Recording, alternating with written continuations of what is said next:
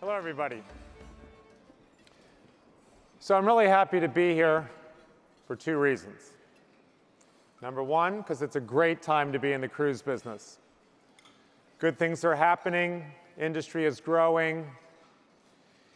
And the second reason is because you're here. And I take that very seriously that you're here. You chose to be here today rather than probably being in your office like on most days doing the things that you do. And there's nothing wrong with that. But that's mostly what you do. By choosing to be here, you said that these days you will take a break from the routine and you will devote yourself to improving your abilities, your knowledge, your capability to succeed in a very competitive business. And I thank you for that. On behalf of the industry, my company, it's wonderful that you're here. So that kind of thing got me thinking in terms of what did I want to say to you today. And I really want to draw a direct link between that thought and what I want to say. So I thought of some tips that I would like to pass along.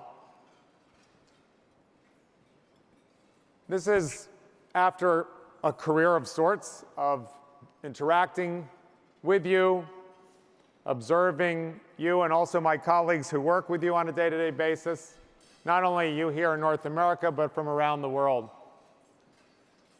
So I thought, what would I like to say to you? Not about the fancy, shiny, beautiful ships, which I could talk about for hours, but about what you do, because it's so important to us, because you are our connection to the consumers on which our business depends. So the first thing, as you can see, is I'm really interested in the idea of your being professional. Now, we often say, see your professional travel agent. But you're not a professional because you're a travel agent.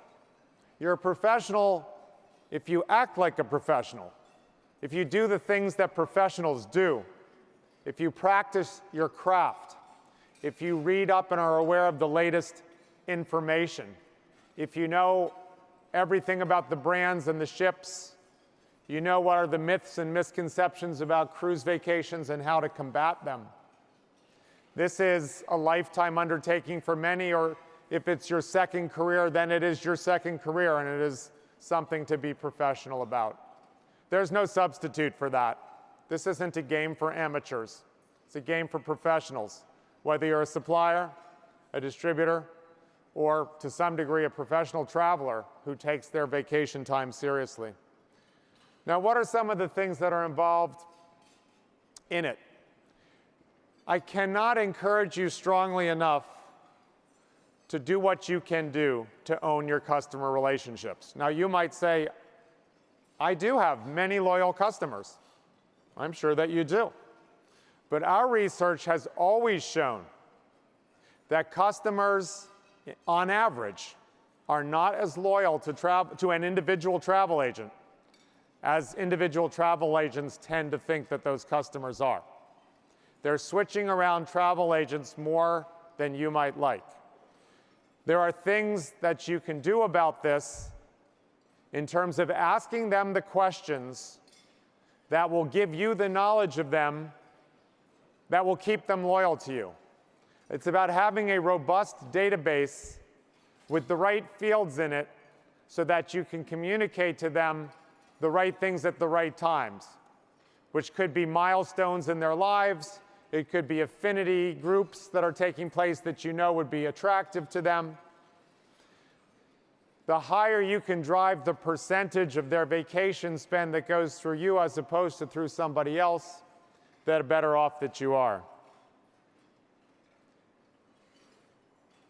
And as we go forward, I'm quite certain that what that will mean in part, and not only for you, but for us as your travel suppliers, is to personalize the relationship. Historically, speaking for us, we have known that a ship that has 3,000 guests on board, if it does certain things, those guests are likely to be happy. And that's been relatively sufficient for the decades that have gone by. But with the technology available today and the expectations that guests have, that's not good enough anymore. Now we really need to know who they are. And you really need to know who they are. You need to understand the preferences of your guests and how to cater to them, so that, again, they stay with you. They want to book their travel through you. They feel that you treat them as an individual and you are responsive to their needs and their tastes and their preferences. Now, this one might be a little bit counterintuitive because you're in the information management business. There's way, way too many choices about vacations for a customer to understand. I don't even care if they're an avid traveler. You are the one who knows. Now, how should you utilize that information? You could completely overwhelm your customers with the information you know. You could tell them 100 different ships to cruise on, 100 different countries to visit, and that probably won't get the job done. I was just saying backstage, my best friend is the kind of person who thinks he would impress you if he uses vocabulary words you don't know or acronyms you can't figure out what he's talking about. That's not going to do it in your business. Through the questions you ask, you position the conversation so that your expertise shows up in the few recommendations that you make because you've nailed it, because you know who you're talking to and you know what's likely to lead to a great vacation for them.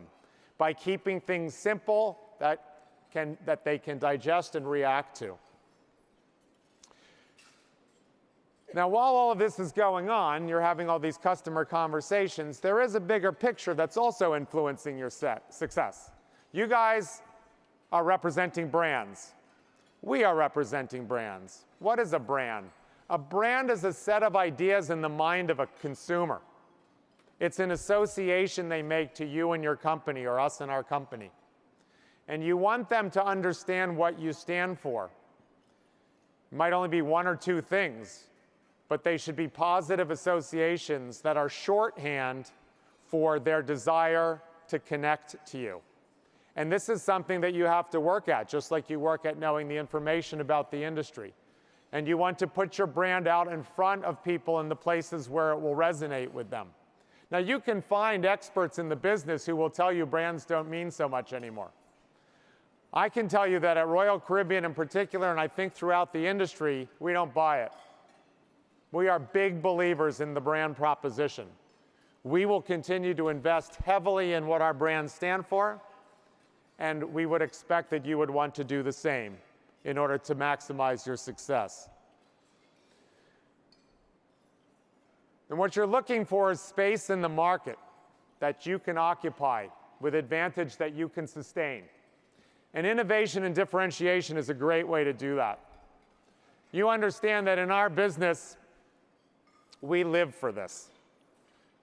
Harmony of the Seas, quantum class cruising, the upcoming Celebrity Edge project, Oz Amazing Evenings, which is representative of the types of investments and innovations that exist throughout the industry. We are constantly working on positioning our brands and our products and services in space in the market that we can really flourish, where we can flourish. And you should be doing the same. There might be things in your town or online where you can come up with a formula that is distinctive, that will get people to flow to you. And it's incredibly worthwhile and lucrative if you can maintain that space. Now, what you see today, of course, is a huge amount of people leveraging the online world. Probably every significant company is immersed right now in trying to understand what it really means to be digitally able. It's very demanding, whether it's a company our size, company your size, any company.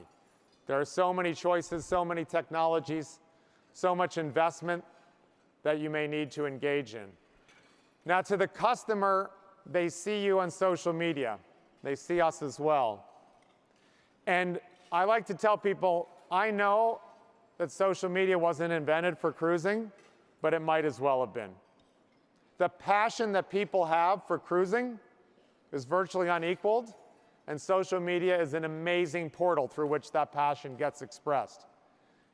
You want to be there, whether you're a brick and mortar travel agency or only online or whatever the case may be, because that's where the conversation is going on. But underneath the conversation is the data. Coming back to one of my earlier points, you must have mastery over the data about your customers and what they prefer. That will enable you to express digitally and through social media the key variables of your success. Thinking ahead. You're here. In my view, if you're here, you're thinking ahead.